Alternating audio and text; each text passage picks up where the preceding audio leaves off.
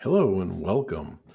Before getting into learning about technology strategy tools, frameworks, models, and process, as well as learn all about our VNC Strategy Designer platform containing all the tools you need to implement your strategy, I thought it would be a good idea to first ground ourselves and quickly discuss what a strategy is and what are its contents. So let's start.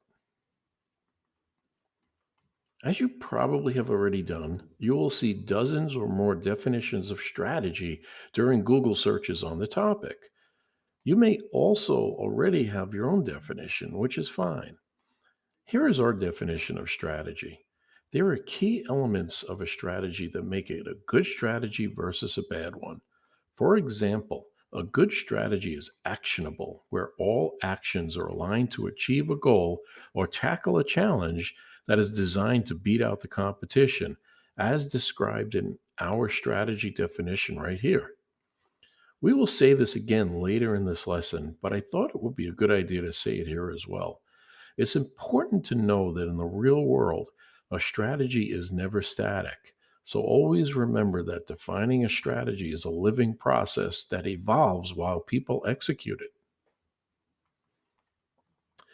Okay, so we all probably already knew the basic definition of strategy before we showed you on the last page. This really isn't a surprise. Let's now look at what it takes to properly orchestrate a good strategy for your company.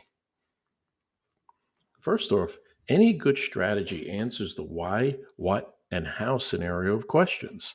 Overall, you know you have a good strategy if it was well researched, executable, and accessible by everyone. To do this, I like to look at it from the bottom up because it's our experience that a strategy is built sort of like we build a house, foundation first, and everything else on top of that. Good strategies are built on a foundation consisting of a well understood business challenge or destination to where you want to be as a company. This is really the foundation of the strategy and answers the why we are doing this question. You really have the foundation of your house right, any cracks and the house will fall. So take the time to do detailed analysis and research to truly understand the rationale and the why behind a business challenge. Keep in mind, companies with well researched business challenges typically conduct internal analysis while having their antennas on the external environment as well. More on this as we get into the process of strategic planning later in your courses. After you build on the business challenge foundation, you will start forming a high level solution defining the what, which is what you are going to do about the business challenge. This requires you to do a deep dive understanding of your company's core competencies and business model with focus on ensuring you're aligning to a competitive advantage. Again, more on this later in your courses as we go through the strategic planning process. After you get a solid idea of what you're going to do about the business challenge, you want to get more specific on the how, exactly how you're going to do this. Remember, the core part of our definition a few slides back, strategy is a plan of actions that fit together to resolve a clear business challenge. The action plans need to be a set of actions that truly fit together, forming the execution roadmap to reach your destination and resolve your business challenge. This is a core part of the strategic planning process we will cover later in your training sessions. Now you understand the why, what, and how of a strategy. It's important now to point out a good strategy is really an educated guess or a hypothesis.